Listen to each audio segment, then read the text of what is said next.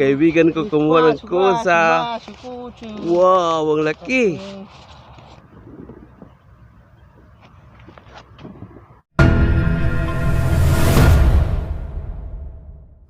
Good morning. Andito ako sa taniman ng kusa at sa okra at saka ampalaya. So, ito ang taniman ng okra. Tingnan mo ang ampalaya nila, ang style ng pagtatanim. Pinapagapang lamang sa lupa. Yung ampalaya, hinog na.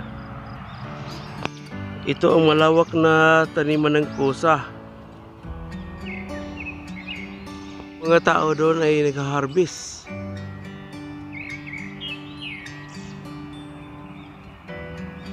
Hello, good morning. Wow, sarap tingnan nila nag-harvest, oh.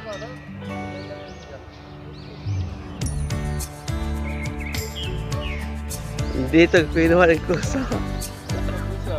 Kusa. Ang kaibigan ko kumuha ng kusa. Wow, ang laki.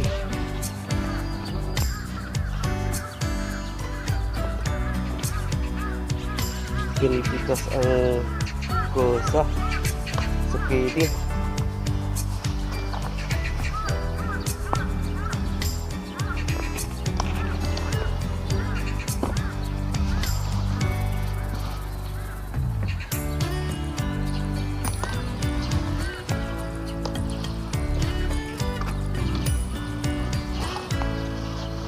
Wow, ang laki niyan. Super big.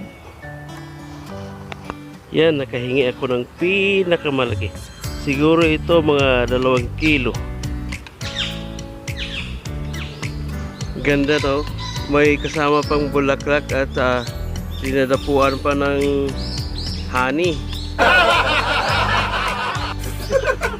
Oh guys, fresh. Ngayon lang harvest ito. Meron ding malaki. May napakalaki. Oh. Ganda. Sarap kainin lahat.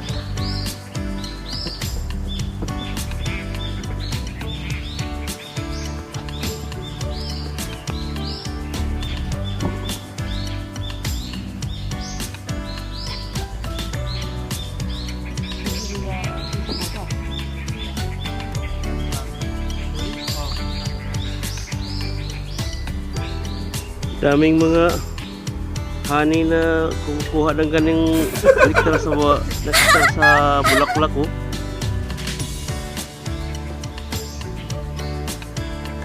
Presko. Tama ito sa pansit. Bagay sa pansit.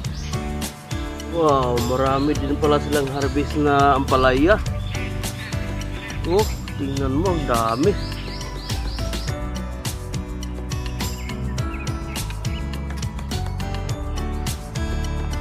So, ang ganda nito. Ito yung mga selected na. Yan, oh, ang matitingas na. Ito rin pala ang mga okra. Yung kanina nakita nyo ay mga ano yon, matitigas na. Ito ang bagong harvest. Sus, napakaganda. Ang dami.